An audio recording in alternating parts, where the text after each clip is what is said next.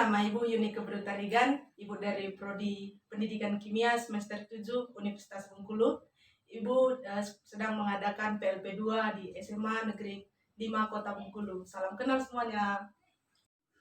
Selamat pagi anak-anak semua.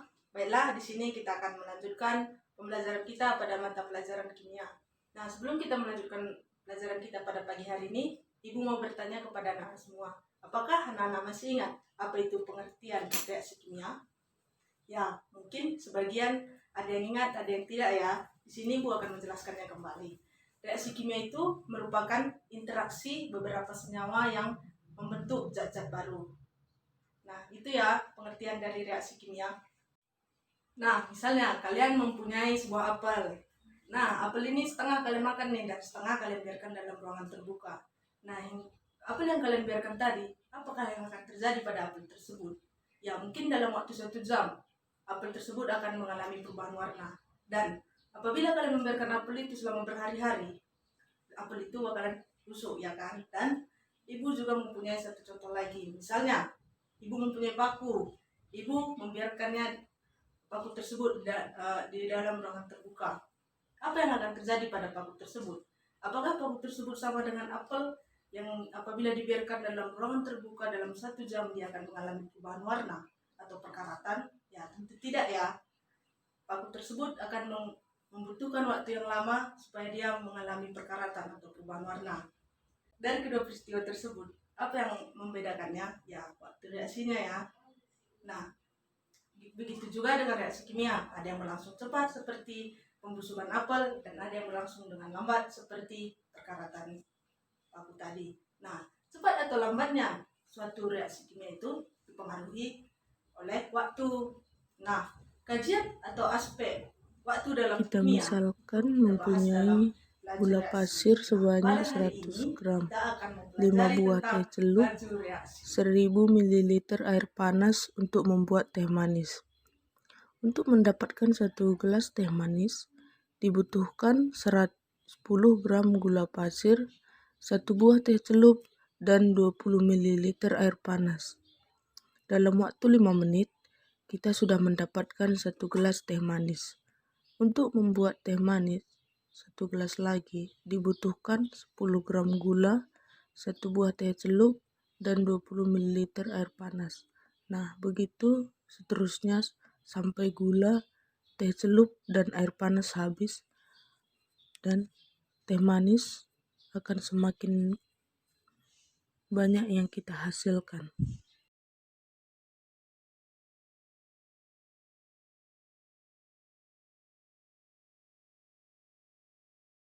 Dari peristiwa yang telah kita lihat tersebut, dapat kita simpulkan bahwa semakin berkurang bahan-bahan kita untuk membuat teh manis, maka hasil yang kita dapatkan atau teh manis yang kita dapatkan akan semakin bertambah dalam waktu tertentu. Begitu juga dengan laju reaksi. Semakin berkurangnya reaktan, maka produk akan semakin bertambah dalam waktu tertentu. Jadi, laju reaksi itu adalah berkurangnya reaktan atau bertambahnya produk dalam satuan waktu tertentu. Nah, Ibu mempunyai suatu reaksi. Nah, dapat kita lihat A ini merupakan suatu reaktan dan B merupakan suatu produk.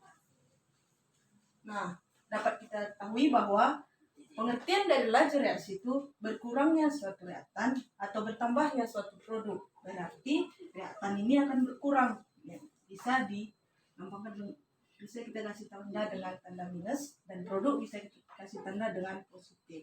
Nah, untuk mencari laju reaksi dari A atau reaktannya, bisa kita buat dengan rumus minus karena reaktannya berkurang ya. Delta konsentrasi A per delta T. Nah, untuk mencari laju reaksi dari produk, rumusnya yaitu dengan tanda positif karena produknya bertambah ya. Jadi delta konsentrasi B per delta T. Nah, Ibu mempunyai satu reaksi lagi.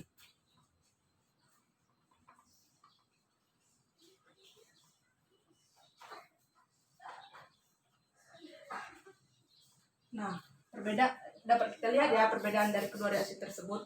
Dari reaksi ini, koefisien dari A yang merupakan reaktan dan B merupakan produknya, koefisiennya sama ya, sama satu. Nah, di sini bisa kita lihat bahwa koefisien dari reaktan dan koefisien dari produk yang kita hasilkan itu berbeda. Nah, bagaimana cara mencari laju reaksinya? Bisa kita buat laju reaksinya sama dengan, untuk reaktan A bisa kita buat minus karena dia berkurang ya. Kita buat menjadi 1 per koefisien dari reaktan A, yaitu A kecil dikali dengan konsentrasi A per delta T. Sama juga dengan kurangnya konsentrasi 1 per koefisien dari B dikali dengan konsentrasi B per delta T. Atau bisa juga sama dengan bertambahnya, karena C merupakan produk ya, tambahnya 1 per koefisien dari C kecil kali dengan konsentrasi C per delta T, atau sama dengan 1 per koefisien dari D kali dengan konsentrasi D per delta T. Jadi laju reaksi dari reaksi tersebut bisa kita tentukan dengan rumus sebagai berikut. Jadi dapat kita lihat ya perbedaan dari kedua reaksi tersebut.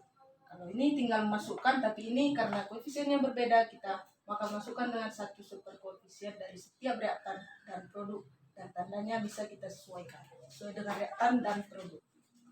Sekarang masuk kita ke contoh soal dari laju reaksi ya.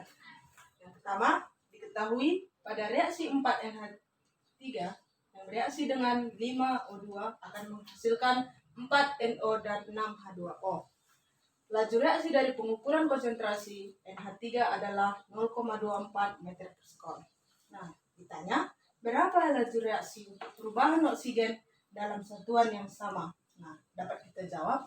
Jadi, penyelesaiannya adalah di sini dapat kita lihat bahwa laju reaksi dari NH3 yang sudah diketahui yaitu 0,24 meter per sekon. Nah, yang ditanya tadi laju reaksi dari O2. Nah, laju reaksi dari O2 dapat kita buat rumusnya, yaitu koefisien dari laju reaksi yang ditanya per koefisien dari laju reaksi yang diketahui dikali laju reaksi dari yang sudah kita ketahui, yaitu bisa kita buat 5/4 dikali laju reaksi dari yang sudah kita ketahui, yaitu 0,24 meter per sekon. Jadi 5/4 dikali 0,24 meter per sekon sama dengan 0,3 meter per sekon. Jadi laju reaksi dari O2 dapat kita ketahui adalah 0,3 meter per sekon.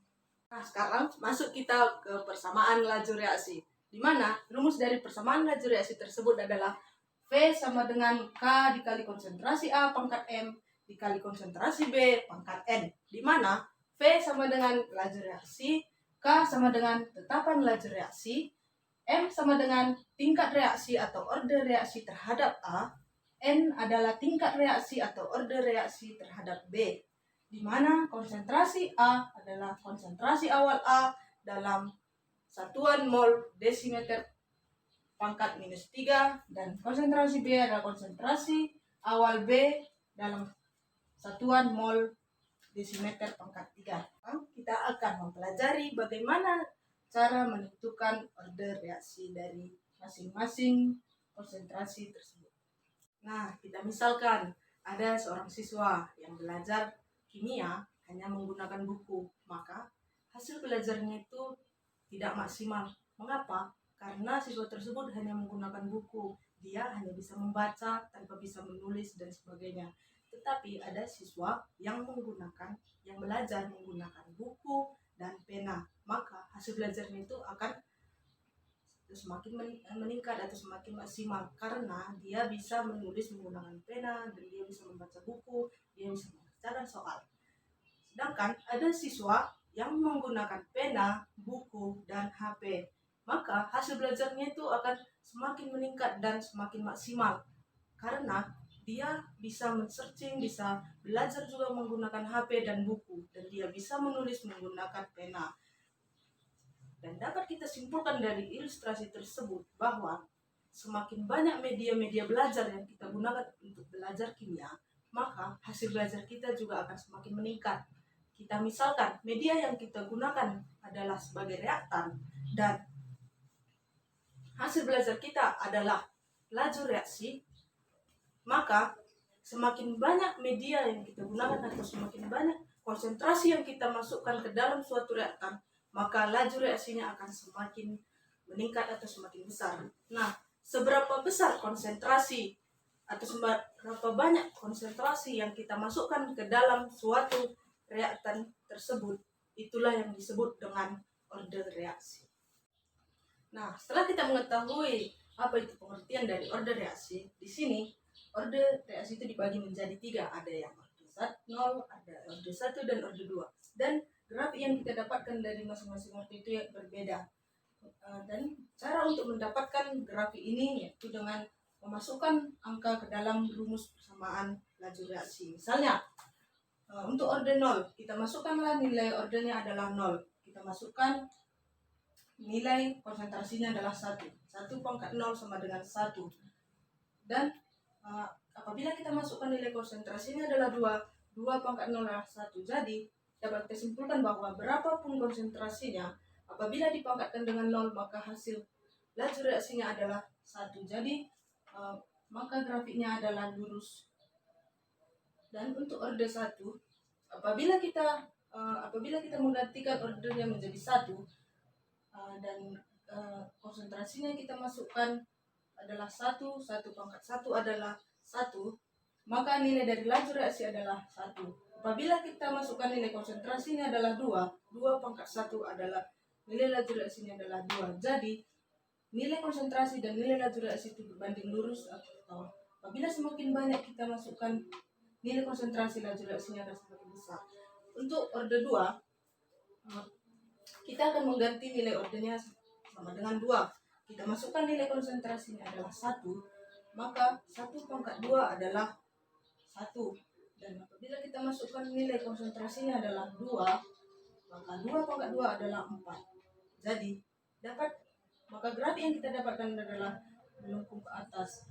Jadi, itulah 3 grafik yang kita dapatkan dari masing-masing order. Sesudah tadi menjelaskan pengertian order reaksi, sekarang kita akan menghitung berapa besaran untuk order reaksi. Untuk reaksi tertentu ya, order reaksi bisa ditentukan dari data percobaan. Ini ada 3 data percobaan, kemudian reaksinya yaitu SO2 dan H2. Diketahui di sini masing-masing konsentrasi dari SO2 dan H2, dan R itu adalah V atau laju reaksi. Laju reaksi masing percobaan, dan dengan perubahan konsentrasi reaksi, laju reaksi ternyata berubah-ubah. Yang ditanyakan adalah tentukanlah persamaan laju reaksi. Yang kedua, konstanta laju reaksi. Untuk yang H, persamaan laju reaksinya berarti V sama dengan K kali konsentrasi reaksi, yaitu di sini SO2 pangkat X, yaitu untuk order untuk X, dan dikali konsentrasi H2 pangkat Y. Namun yang belum ada yaitu order reaksinya, yaitu X dan Y. Kita akan menentukan order reaksi dari zat-zat ini. Kita akan mencari order XO2 atau X. Nah, ini caranya mudah sekali. Kita tinggal melihat untuk mencari order SO2, cari 2 konsentrasi bereaksi lainnya. Kita tuliskan saja, cari 2 konsentrasi bereaksi lain yang sama. Di sini H2, berarti H2 yang sama yang ini percobaan 1 dan 2. Kita langsung saja. Nah, kalau yang samanya percobaan 1 dan 2, kita akan membandingkan konsentrasi SO2 percobaan 1 dan 2. Dari mana percobaan 1 dan 2? Dari sini, dari H2 yang sama. Jadi kita bandingkan SO2 di percobaan 1, bandingkan dengan konsentrasi SO2 di percobaan kedua. Nah, ini masing-masing mempunyai orde X. Itu dibandingkannya terhadap laju reaksinya. Kita ganti R-nya dengan V, jadi V1 banding V2. Oke, jadi kita ganti di sini. Kita masukkan SO2 di percobaan 1 yaitu 0,03 per SO2 di percobaan 2 0,06 dipangkatkan X sama dengan V1 atau R1 nya 1 kali 10 pangkat min 2 per R2 nya 2 kali 10 pangkat min 2. Ini kita coret karena sama, jadi kita bulatkan dan sederhanakan 3/6 jadi 1/2 pangkat X sama dengan 1/2, dan setengah pangkat berapa sama dengan, jawabannya lah 1. Sekarang kita akan mencari orde dari H2. Kita simbolkan Y. Sama seperti tadi, cari dua konsentrasi bereaksi yang lainnya, yaitu SO2 yang sama. Berarti yang samanya ini 0,6. Percobaan 2 dan 3. Yang kita bandingkan konsentrasi H2 di percobaan 2 banding konsentrasi H2 di percobaan 3. Ini nanti dipangkatkan ordenya, yaitu Y. Bandingkan juga dengan laju reaksinya V2 per V3. Kita pindahkan ke kanan, H2 yang kedua 0,12 per yang ketiga 0,24 pangkat Y sama dengan 2 kali 10 pangkat minus 2 per 8 kali 10 pangkat min 2. Ini kita coret, ini kita sederhanakan dan bulatkan jadi 1/2 pangkat Y. Ini 1/4, jadi Y sama dengan 2 pangkat berapa hasilnya 4, yaitu 2. Jadi Y nya 2, sehingga yang A persamaan laju reaksinya V sama dengan K kali konsentrasi SO2. Kita tidak masukkan angkanya, hanya kita masukkanlah ordenya X nya 1 bisa ditulis, bisa tidak juga. Kemudian konsentrasi H2 pangkat 2. Nah, itu persamaan laju reaksinya. Untuk yang B, untuk menentukan konstanta laju reaksi, kita tinggal masukkan satu percobaan. Mana saja akan lebih mudah kalau angkanya yang paling kecil. Berarti kita akan masukkan percobaan 1 ke persamaan laju reaksi. Jadi kita masukkan V-nya V1, 1 kali 10 pangkat min 2, yaitu K-nya dicari, SO2-nya kita masukkan, yang percobaan 1 pangkat 1 kali H2-nya percobaan 1 0,12 pangkat 2, sehingga K-nya sama dengan 10 pangkat min 2 per 0,03 dikali pangkat 2, yaitu 0,0144, sehingga totalnya K ini 23,15 ya. Demikianlah pembelajaran kita pada pagi hari ini yang tentang laju reaksi dan persamaan laju reaksi. Nah, dapat kita ketahui bahwa laju reaksi itu adalah pengurangan reaktan atau penambahan produk dalam satu waktu tertentu. Sedangkan untuk mencari laju reaksi yaitu dengan rumus V sama dengan konstanta reaksi dikali dengan konsentrasi A pangkat M yang sebagai orde dan dikali konsentrasi B pangkat N sebagai orde reaksi juga. Demikianlah pembelajaran kita pada pagi hari ini, semoga bermanfaat dan tetap semangat dalam mengikuti proses pembelajaran selanjutnya. Sekian dan terima kasih. Selamat pagi.